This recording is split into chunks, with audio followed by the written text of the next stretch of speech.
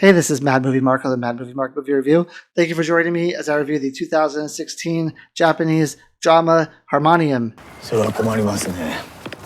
Hey, there's gonna be no problems for me. I promise you that. This is gonna be a pretty okay review. Now, Harmonium has a 100% fresh rating from the critics on Rotten Tomatoes and a 76% fresh rating from the audience. I am currently reviewing every movie that has a 100% fresh rating from the critics in chronological order. Now, this movie is a strange movie in that I was completely drawn in for the first half. I was on the edge of my seat. I was wondering what was going to happen next. And then in the middle of the movie, this really tragic thing happens, and it's pretty much downhill for me there. And the ending is very, very unsatisfying in like every way imaginable. So there's going to be a lot of spoilers in this review. In fact, I'm going to basically give away the entire plot of the movie. So if you haven't seen Harmonium and you want to see it, I would do that first before you continuing listening to this review. Now, there's four main characters. Yasaka, who is a friend of the husband Toshio. Now, he is from Toshiro's past, and he visits him, and he asks basically if he can have a job and if he can live in Toshiro's house with Toshiro's wife Akie and their daughter. Now, the checkered past that Yasaka has, we don't really figure that out until the middle of the movie. It kind of really builds. It's really slow. You know, there's something going on under the seams here because Toshio is very reserved in what he's saying about Yasaka. He tries not to reveal too much. His wife asks like who he is, and he just says, oh, like he's a friend from my past. Oh, he's staying with us. I'm a little concerned because I don't know who he is, and we have a daughter. And he says, oh, everything's going to be fine. Don't worry. So her husband is kind of like the husband, the father figure that is the final say in the house, where he says goes. And if he says they're going to allow this guy to stay, then his wife really has no choice in the matter. His friend is going to stay. So his friend starts working for him. Yasaka starts working for him. And Yasaka builds up a friendship with their daughter. She is playing their harmonium, which is a bit like an organ, it seems like a piano organ type of thing. And the mother, Akie, is trying to teach her how to play, but she is not a very good teacher, and she kind of blows up a little bit every now and then when the daughter misses a note. So Yasaka, as luck would have it, knows how to play this instrument, and he takes it upon himself to teach the daughter how to play. This also helps him strike up a relationship with Akie, like a friendly relationship. And at lunch one day, he finally explains to her like who he is and what his past is. So he, at some point in his life, murdered a man, and he explains that he feels very sorry for it. He sends the family money all the time. He sends them letters saying that he is very sorry for what he did. Now, he spends some time in jail, and he only seems like he's in his early 40s. So if he did this crime at like 18, that would mean he spent, 22 years in jail for murder and then was released, which seems like a very small amount of time to be in jail for murder. But I don't know what their court system looks like. Maybe it's a lot easier than it is here. Maybe you don't go to jail for life. I don't know. But anyway, he's out of jail now, and he is trying to get his life back in order, he says, and he feels very sorry for what he did. And Akie kind of feels sorry for him and for the situation, and they actually strike up a very odd relationship. As soon as he says he murdered a man, it's like she is completely turned on by him, and they start making out all the time, and it's some innuendo. There's some allusion to the fact that they are sleeping with each other at least once, and there's just like fireworks between these two. There's also a fishing trip that the family takes with Yasaka, and on this fishing trip, we kind of learn that Toshio was also at the murder at the time the murder happened, and no one knows about it. Yasaka has kept this a secret from everyone. He has not told Akie that Toshio was part of the murder. He's kept it to himself, and he says, look, like, I kept this to myself for a long time. I wasn't able to have a family like you were. I'm the one who went to jail, but we were both part of this. Like, what do I get out of this? Why don't I have a family like you? I could have had the same thing you had. And you kind of see this anger boiling up inside of him, but then he's like, oh, I'm just kidding, never mind.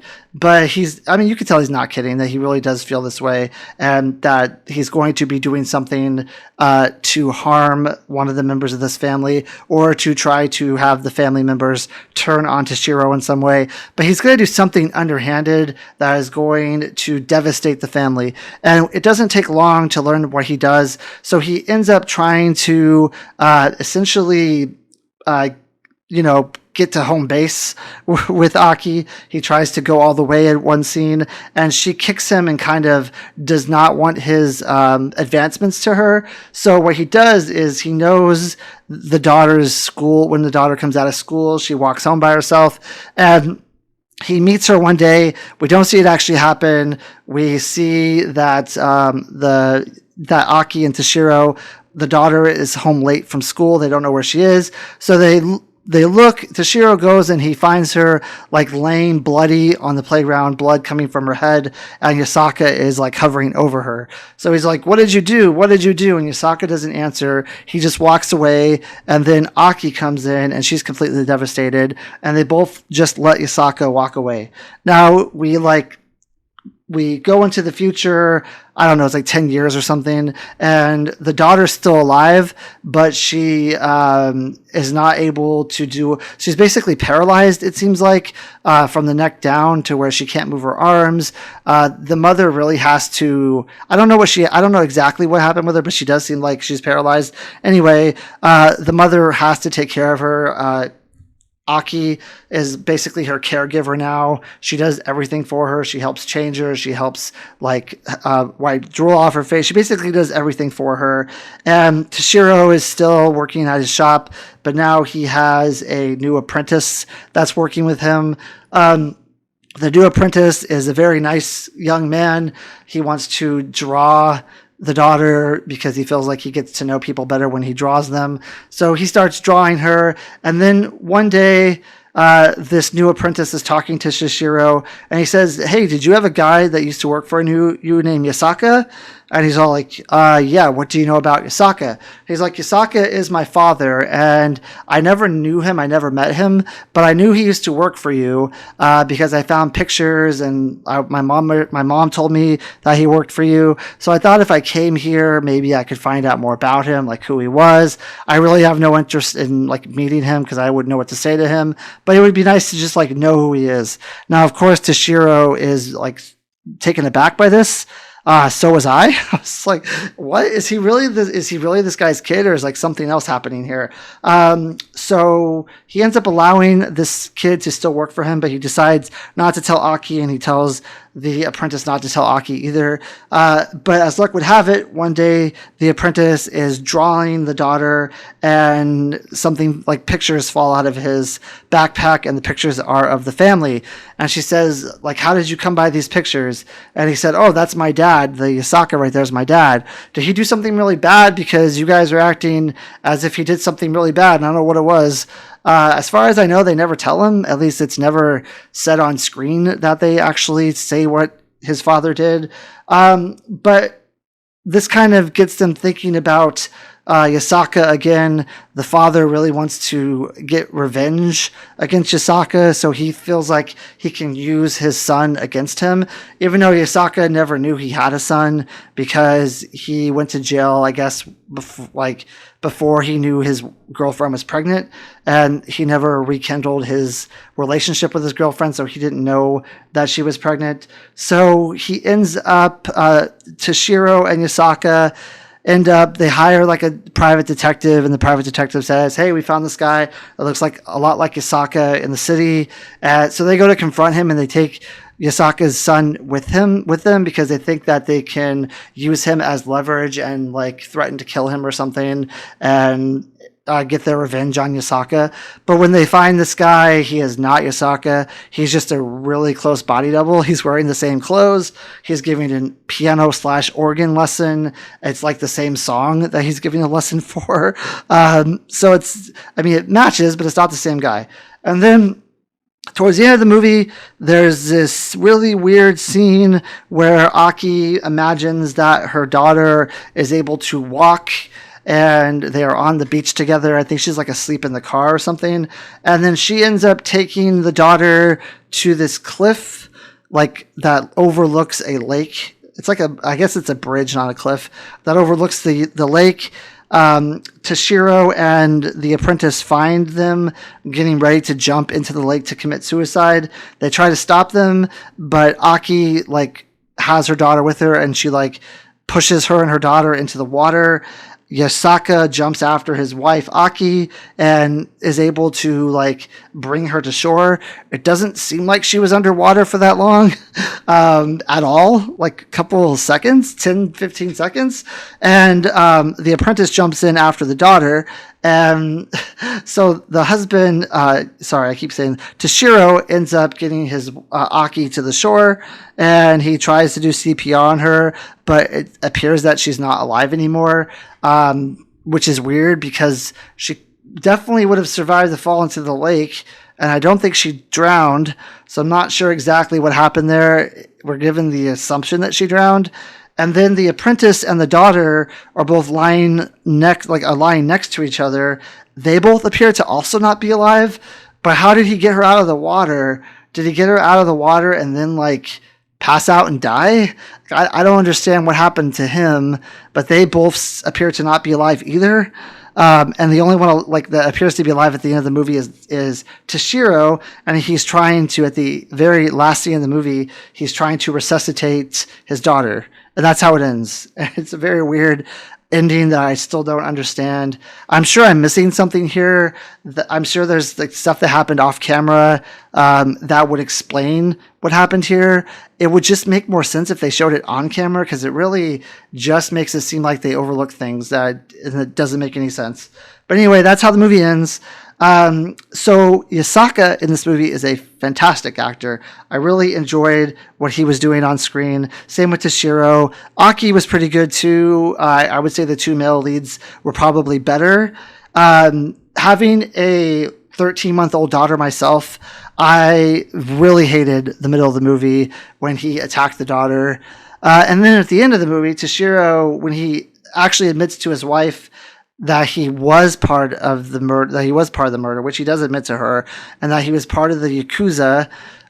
He says that he thinks that his daughter being attacked is kind of like punishment for him and his wife, because he claims that his wife slept with Yasaka, and this is like their punishment, even though like they have to live a life now with a daughter who is completely dependent on them. Now the mom snaps back immediately and says like, that's our daughter, she's still alive, she's the one suffering.